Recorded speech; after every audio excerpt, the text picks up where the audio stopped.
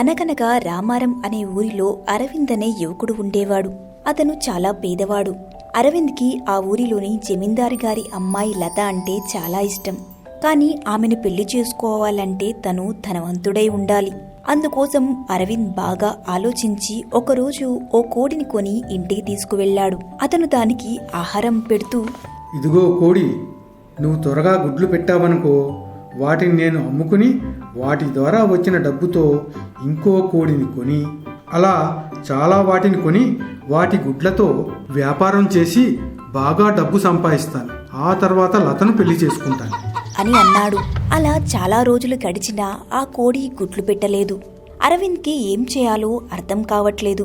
కోడిని ముందు పెట్టుకుని దిగాలుగా కూర్చొని ఉన్నాడు. ఇంతలో హఠాత్తుగా ఆ కోడి ఒక చిన్న వెలుగుతో నీలం రంగులోకి మారిపోయింది. అది చూసి అరవింద్ ఆశ్చర్యపోయాడు. అరే, ఇదేదో వింతలా ఉందే. ఇప్పుడు ఈ కోడిని పట్నం తీసుకెళ్లి అమ్మితే నాకు చాలా డబ్బులు వస్తాయి అని అనుకుని పక్కనే ఉన్న పట్టణానికి తీసుకువెళ్లి అక్కడి సంతలో దాన్ని అమ్మకానికి పెట్టాడు. కోడి నీలం రంగులో ఉండటంతో భయపడి ఎవరూ కొనడానికి రాలేదు. అరవింద్ చాలా నిరుత్సాహపడ్డాడు. ఇంతలో ఇద్దరు వ్యక్తులు అక్కడికి వచ్చి కోడిని తమకు కావాలని చెప్పి ఒక చిన్న బంగారు నాణేల మూటను అతని ముందు పెట్టారు. దాంతో అరవింద్ ఎంతో సంతోషించి ఆ కోడిని బుట్టలో పెడదామని దాన్ని తీసుకొని పక్కకి వెళ్లగా వాళ్ళిద్దరూ ఇలా మాట్లాడుకోసాగారు. ముందుగా మొదటివాడు, పిచ్చి వెదవ, ఈ కోడి గురించి రహస్యం తెలియక దీనిని అమ్ముకుంటున్నాడు అని అన్నాడు. అప్పుడు రెండోవాడు, అవును, ఈ రోజు రాత్రి పౌర్ణమి వెన్నెల్లో ఈ కోడి కోరికలు తీర్చే ఉంగరాన్ని ఇస్తుంది. వాడికి ఈ విషయం తెలియదు, పాపం అని ఇద్దరూ నవ్వుకోసాగారు. వాళ్ళిద్దరు మాటలు విన్న అరవింద్, అమ్మో, ఎంత మోసం! ఇన్ని లాభాలున్న కోడిని నేనెందుకు వదులుకుంటాను అని అనుకుని మెల్లగా వాళ్ళకి తెలియకుండా తన కోడిని తీసుకుని ఇంటికి పారిపోయాడు. ఆ రోజు అర్ధరాత్రి 12 గంటలకు ఆకాశంతో పాటు నిండు చంద్రుడు కూడా నీలిరంగులోకి మారిపోయాడు.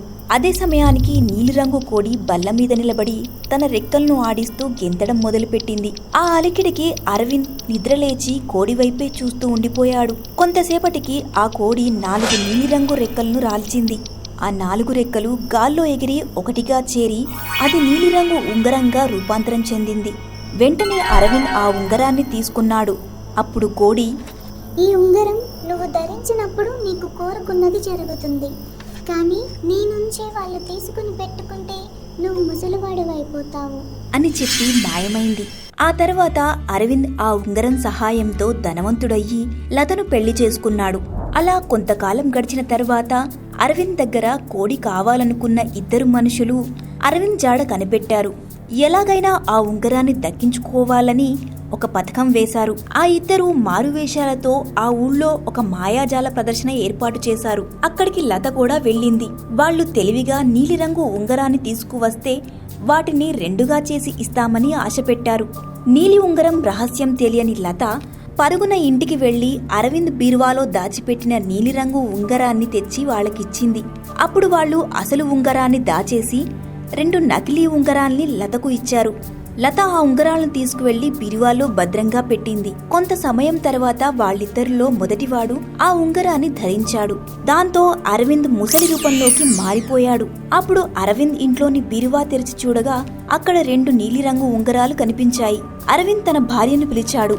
ముసలి రూపంలో ఉన్న అరవింద్ను చూసి, ఏంటండి మీరిలా అయిపోయారు అని అడిగింది. అందుకు అరవింద్, ఆ సంగతి తర్వాత చెప్తాను, కానీ ఇక్కడ 2 నీలిరంగు ఉంగరాలున్నాయేంటి అని అడిగాడు. అప్పుడు లత జరిగిన విషయం మొత్తం అరవింద్కి చెప్పింది. దాంతో అరవింద్కి విషయం అర్థమైంది. తన భార్యను కంగారు పడొద్దని చెప్పి ఆ ఇద్దరి మోసగాళ్లని వెతుక్కుంటూ వెళ్లాడు. అలా వెతుకుతూ సమీపంలో ఉన్న అడవి లోపలికి వెళ్లాడు.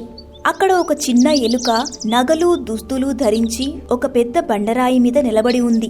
అరవింద్ను చూడగానే ఆ ఎలుక,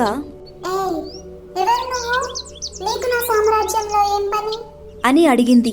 అందుకు అరవింద్ ఆశ్చర్యంగా, నీ సామ్రాజ్యమా? ఇక్కడ అన్ని గుంతలే ఉన్నాయి కదా అని అడిగాడు.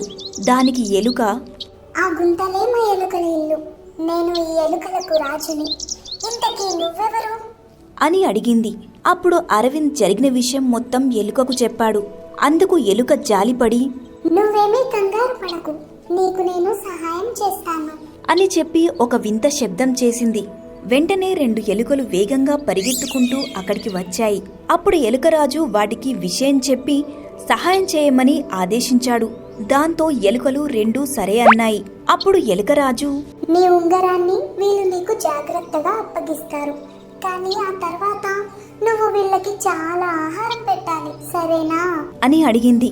అందుకు అరవింద్ సరే అన్నాడు.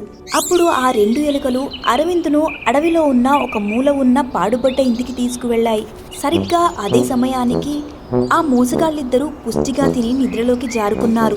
ఇదే మంచి సమయం అని అనుకుని ఆ 2 ఎలుకలు లోపలికి వెళ్లి మొదటివాడి వేలికి ఉన్న నీలి ఉంగరాన్ని తెచ్చి అరవింద్కు ఇచ్చాయి. అప్పుడు అరవింద్ ఆ ఉంగరాన్ని తన వేలికి పెట్టుకోగానే తన రూపం తనకి తిరిగి వచ్చింది. అందుకు అరవింద్ ఎంతో సంతోషించి మాట ఇచ్చినట్లుగానే ఆ ఎలుకకు చాలా ఆహారం పెట్టాడు. దాంతో ఆ ఎలుకలు 2 ఆనందంగా మొత్తం తిని అక్కడే చెట్టు కింద నిద్రపోయాయి. బాగా అలసిపోవడంతో అరవింద్ కూడా అక్కడే పడుకున్నాడు. మరునాడు ఉదయాన్నే వీళ్ళు నిద్రలేచేసరికి ఆ మోసగాళ్లలో మొదటివాడు ముసలి రూపంలోకి మారినందుకు రెండోవాడు ఉంగరం కనిపించడం లేదని కేకలు వేయసాగారు. అప్పుడు అరవింద్ నీలి ఉంగరాన్ని ఉపయోగించి వారిని గాడిదలుగా మార్చేశాడు. ఆ తర్వాత వాటిని వెంట పెట్టుకుని ఇంటికి వెళ్ళాడు. భార్యకు ఉంగరం విషయం చెప్పి జాగ్రత్త చేయమని చెప్పాడు. ఇక తనని మోసం చేయాలనుకున్న ఆ ఇద్దరిని గాడిదల రూపంలోనే ఇంట్లోనే మేపుతూ చాకిరీ చేయించుకుంటూ శిక్ష అనుభవించేలా చేశాడు. ఆ తర్వాత నుండి అరవింద్ ఏ సమస్య లేకుండా హాయిగా కుటుంబంతో జీవించసాగాడు. నీతి: మనదని రాసి పెట్టుంటే ఎన్ని అవాంతరాలు వచ్చినా అది చివరికి మన దగ్గరికే చేరుతుంది.